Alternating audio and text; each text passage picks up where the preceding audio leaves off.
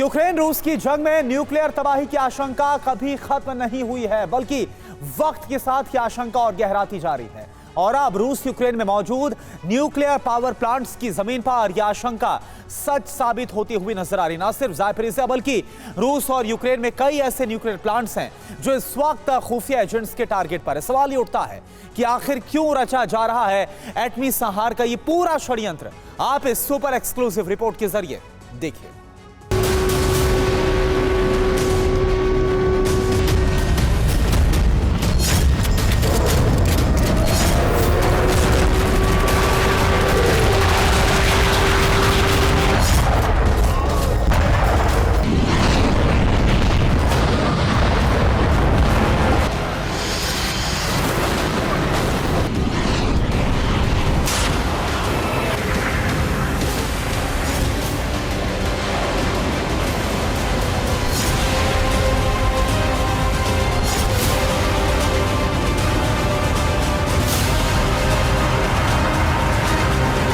जंग का विनाशक फेज, न्यू प्लांट टारगेट।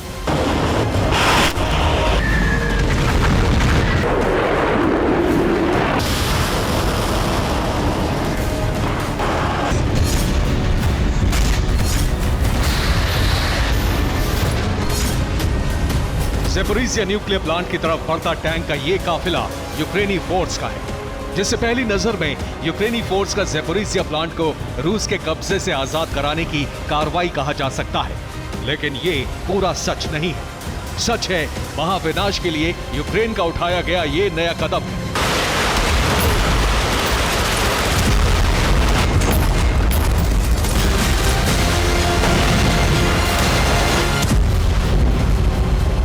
दावा यह है कि यूक्रेनी सेना ने ज़ापोरिज़िया की तरफ हमले के लिए कूच किया, लेकिन यूक्रेन के इस बारूदी कदम को रूसी सेना ने रोक दिया।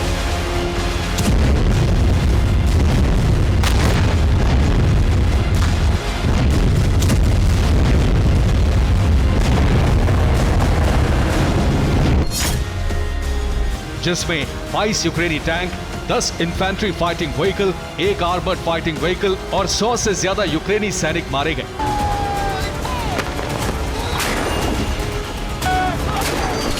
यानी रूस का दावा है कि यूक्रेनी फोर्स की रणनीति आक्रामक है और यूक्रेनी फोर्स महाविनाशक जंग की शुरुआत के लिए ज़ापोरिज़िया न्यूक्लियर प्लांट को निशाना बनाने की तैयारी कर चुकी है।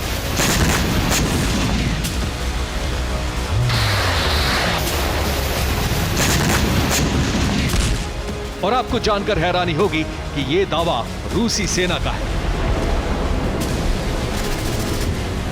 रूसी रक्षा मंत्रालय के प्रवक्ता लेफ्टिनेंट जनरल इगोर कोनाशेन्कोव के मुताबिक दुश्मन ज़ापोरिज़िया पर हमले के लिए बढ़ रहा था, लेकिन हमने 24 घंटे में दुश्मन के हमले नाकाम कर दिए।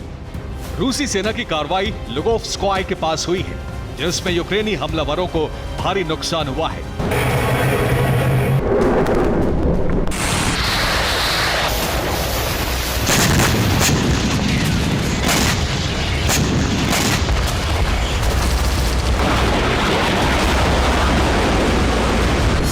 इसका मतलब यह है कि यूक्रेनी फोर्स ने ज़ापोरिज़िया के लिए जो बारूदी ऑपरेशन शुरू किया था वो पूरी तरह नाकाम हुआ।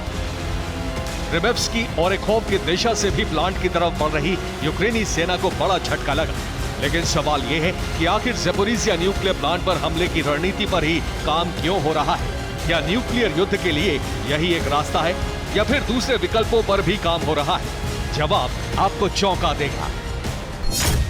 किसी भी स्थिति में ZNPP से रेडिएशन लीक का गुनहगार रूस को माना जाएगा।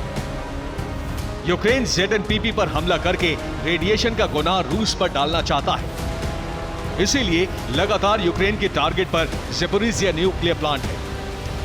लेकिन ज़ापोरिज़िया न्यूक्लियर प्लांट पर हमले की कोशिश रूस का ध्यान भटकाने की साजिश भी है। ऐसा इसलिए क्योंकि न्यूक्लियर वॉर छेड़ने वाली रणनीति के तहत यूक्रेन के टारगेट पर रूस के कंट्रोल वाले बड़े न्यूक्लियर प्लांट भी हैं। और यह आशंका नहीं है बल्कि रूसी इंटेलिजेंस का इनपुट है, जिसमें साफ तौर पर कहा गया है कि यूक्रेन अपने खुफिया एजेंट्स के जरिए रूस के Kola, Leningrad, Kalinin, Smolensk, Kursk, Rostov, Balakovo और बेलोयार्स्क जैसे न्यूक्लियर प्लांट पर हमले की साजिश कर चुका है और यहां किसी भी रूप में हमला हो सकता है।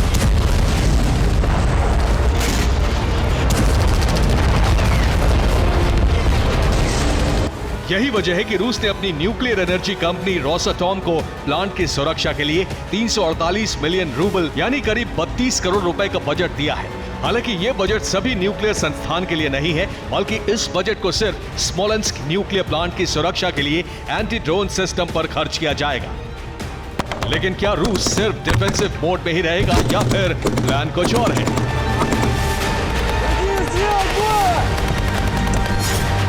दावा है कि यूक्रेन भले ही ज़ैपोरिज़िया न्यूक्लियर प्लांट पर हमले की तैयारी कर रहा है, लेकिन रूसी सीक्रेट एजेंट्स भी रिप, खेमेलनित्स्की साउथ यूक्रेन और अधूरे ओडेसा न्यूक्लियर प्लांट को टारगेट कर सकते हैं।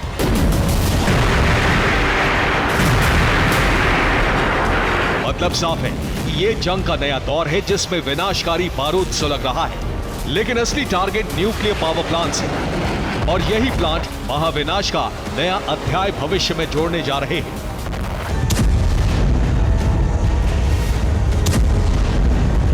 Bureau report, TV9 Bharat.